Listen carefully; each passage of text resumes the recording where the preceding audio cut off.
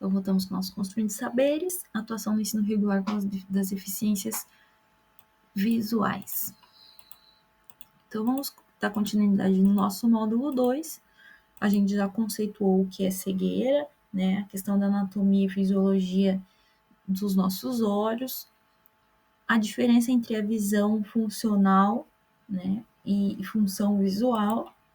Falamos um pouquinho sobre a maurose, sobre baixa visão, sobre anoftalmia e visão monocular. E agora a gente vai falar sobre as patologias visuais que podem levar à cegueira. Tá?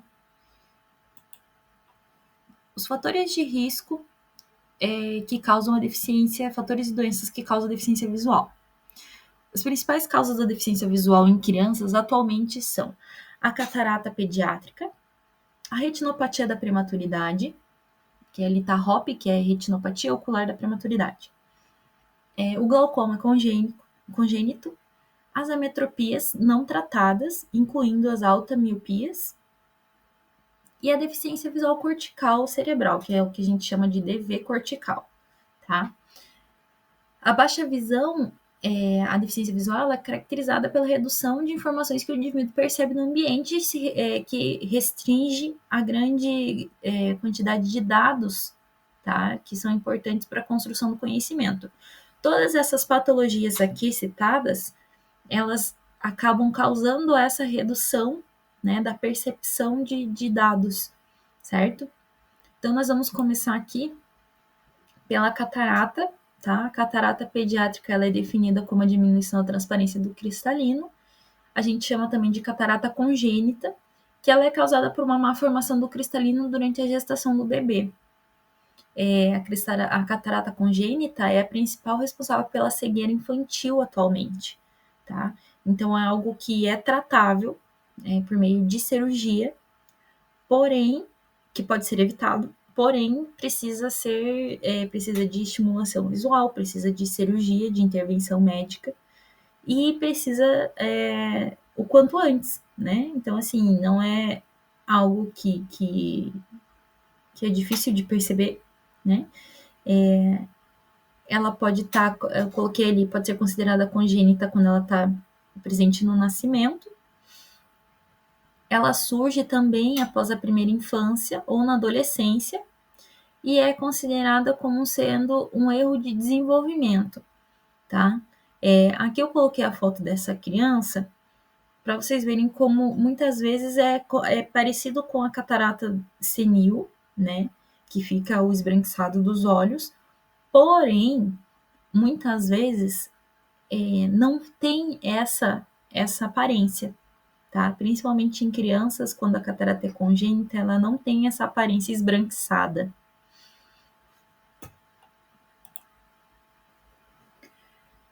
A principal característica é a cristalização, a opacificação do cristalino, que atrapalha a entrada de luz nos nossos olhos, acarretando na diminuição da visão. Tudo isso ela traz interferência no desenvolvimento, né? Porque se ela não é tratada precocemente, ela prejudica a questão visual, afeta a aptidão, as aptidões intelectuais. Então, a percepção por exemplo, percepção do rosto no bebê, né? Percepção de profundidade na criança quando está aprendendo a andar, atrapalha nas questões escolares de aprendizagem, no desenvolvimento das questões motoras, questões sociais também, porque a criança fica com medo de brincar, fica com medo de interagir porque não reconhece rostos, tá? Nos bebês, a catarata congênita, ela costuma ser estática, mas ela também pode progredir rapidamente, sendo influenciada por fatores genéticos, por infecções durante a gravidez, síndromes ou doenças metabólicas. Além de medicamentos tomados pela mãe durante a gestação. Então, essa catarata congênita, né, que está presente já no nascimento, é uma questão de erro de desenvolvimento devido às questões gestacionais. Então, eu coloquei um vídeo para vocês aqui só para vocês terem noção de como é a visão da pessoa com catarata. Vamos ver se eu consigo passar para vocês. Caso vocês não consigam ver, eu vou estar disponibilizando o link do vídeo para vocês conseguirem entender mais ou menos como é a visão da pessoa com catarata. Interferência no desenvolvimento. Então, a catarata congênita, ela impede que a criança receba esses estímulos visuais necessários para o desenvolvimento normal da sua visão, e a falta desses estímulos visuais acarreta no retardo do desenvolvimento visual. Ela afeta a acuidade, a percepção das cores, a capacidade de reconhecer objetos, formas e rostos também, tá? Então, ela também leva à ambliopia, tá? Ambliopia, então, como eu disse para vocês, lá naquela primeira imagem, eu coloquei a foto do menininho que tem bem esbranquiçado, bem opacificado.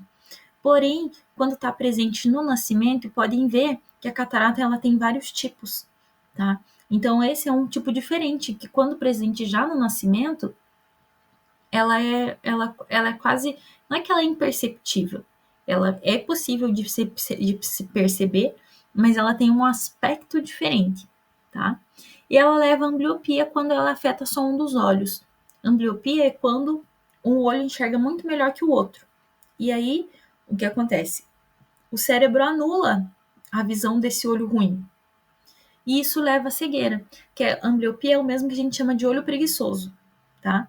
Então, é a falta do estímulo visual em um desses olhos, ele leva à ambliopia, e é uma condição que afeta a visão permanentemente, ele leva, sim, à cegueira, tá? Então, quando a gente tem uma alta miopia em um dos olhos e o olho que tá, que é daquele nervo que tá fraco, né, aquele olho que tá afetado, que tem a visão ruim, a gente precisa estimular aquele olho. Se ele não é estimulado, o cérebro anula aquela visão e aquele olho é perdido por completo, tá? Ele é permanente, não tem volta, tá? Nem com cirurgia. Afeta o desenvolvimento cognitivo e social, porque ela pode dificultar o desenvolvimento das habilidades motoras, de aprendizagem, conceitos de interação e a interação social. Traz problemas para o desenvolvimento motor, porque a visão ela é fundamental para o desenvolvimento das habilidades motoras, né? Como andar, correr, brincar, se agarrar em objetos, coordenação manual fina, ampla, enfim. Então, a catarata, e assim como outras patologias, também vão acarretar em problemas de desenvolvimento motor. E traz essas dificuldades de aprendizagem que estão relacionadas diretamente com a questão cognitiva, motora e social, né? Que é a deficiência visual traz a dificuldade na leitura, na escrita, dificuldade de atenção, né? Tudo isso vai acarretar. E não é só a catarata, né? Todas as outras patologias que trazem essas dificuldades, que trazem essas características de redução aí, de barreira para a criança, vão acarretar nessas dificuldades. A gente tem também a retinopatia da prematuridade, né? Que a principal causa do seu desenvolvimento é a prematuridade, como o próprio nome já diz, é quando a retina do bebê prematuro ela ainda não está completamente formada, tá? Então, nos prematuros, a interrupção desse desenvolvimento pode resultar em vasos sanguíneos anormais que crescem de maneira desordenada. Então, como eles crescem demais no prematuro, que ainda não está 100% formado, eles acabam se rompendo, tá? E esses vasos sanguíneos que estão presentes na retina, a retina é responsável pela nossa visão e eles se desenvolvem de forma anormal. Nesses casos graves, pode ocorrer o descolamento, né, da retina, que leva à cegueira também. Quanto menor a idade gestacional da criança e menor o peso que ela nasce, maior é a incidência, né, a frequência do surgimento dessa doença, certo? Os achados de Hope, né, na retina podem regredir espontaneamente ou eles podem evoluir progressivamente, levando a complicações como o descolamento da retina e até perda visual. Devido ao risco de patologias associadas, essas crianças precisam ter acompanhamento multiprofissional e serem inseridas nos programas de estimulação precoce. Então, quando quando a criança nasce prematura, o médico já faz todos os exames de olho para verificar a presença ou não de retinopatia. Caso essa criança tenha, é preciso tratar com a questão de colírio, né, para evitar a progressão dela, e essa criança é enviada para estimulação, para os programas de estimulação precoce, para também auxiliar nesse desenvolvimento. Mas, como ali está dito, ele pode regredir, mas também pode evoluir, tá? E quais são os sintomas da prematuridade, da retinopatia da prematuridade? Além das alterações retinianas, eles podem apresentar desvios oculares, que é o estrabismo, pode ter miopia, é normal também a presença do DV cortical, da deficiência visual cortical, e nos casos avançados também é presente o descolamento de retina. Como que isso é diagnosticado? Através dos exames de fundo de olho, que é realizado por oftalmologista, com as pupilas dilatadas, com o bebê com no máximo 30 dias de vida, tá? O tratamento. Existem alguns tipos de tratamento, os mais comuns é a ablazão a laser e a injeção de medicamentos antiangiogênicos, desculpa. E o tratamento se deve especificamente ao risco das patologias associadas, porque elas precisam desse acompanhamento multiprofissional para que isso não leve à cegueira, tá? Temos também o glaucoma congênito, tá? Que ele é caracterizado por danos no nervo óptico com perdas do campo visual correspondente.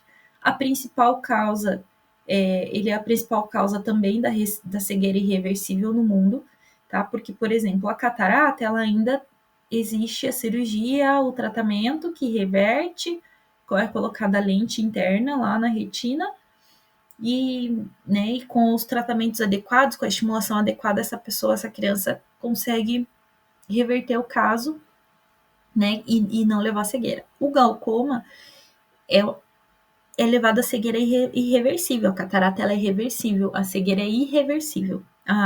Desculpa, o glaucoma é irreversível, tá? Ela é característico também delas as anomalias no segmento anterior do olho, então, antes de chegar no nervo óptico, né, então envolve a questão da mácula, do humor aquoso, tá? Os sintomas frequentes do glaucoma, né, são a questão da sensibilidade. Então, quando a gente fala sobre um segmento anterior, ele traz a dificuldade na drenagem do líquido desse humor aquoso, resultando no aumento da pressão intraocular e alterações nas características anatômicas do olho. Então, a gente não tem como medir, porque a pressão do olho é diferente da pressão do nosso corpo. Então, não é algo comum, a gente não tem como a gente ficar medindo a pressão do olho igual a gente mede a nossa pressão sanguínea, por exemplo. E então é algo que não tem muito controle. E ela é influenciada pela questão emocional, por questão medicamentosa, pela questão hormonal. Então, na questão da maturação do ser humano, então, na questão de adolescência, nessa transição das fases da vida, que existe alteração de hormônio, quem tem glaucoma também sofre bastante, tá?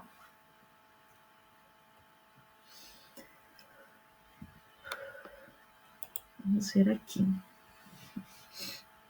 Então, o diagnóstico do glaucoma é essencialmente clínico, é diante dos sinais e sintomas.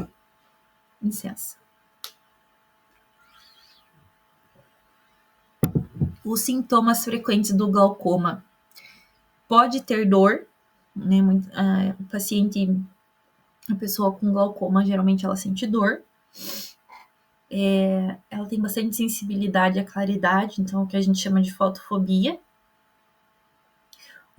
Lacrimejamento excessivo dos olhos, devido a essa dificuldade da drenagem. O fechamento das pálpebras, o blefaroespasmos, né? Que é consequente ao edema corneano causado pelo aumento da pressão intraocular. Então, a pessoa acaba fechando mais os olhos, né? Essa questão do espasmo. Então, fecha com mais frequência ou se mantém fechado com mais frequência os olhos. Existem alterações no disco óptico e no campo visual que são reversíveis inicialmente. Porém, a cegueira é inevitável ao longo do tempo, tá? Ela pode ser tratada, existe um retardo da doença, mas não existe uma forma de evitar, certo? As implicações para o desenvolvimento da aprendizagem.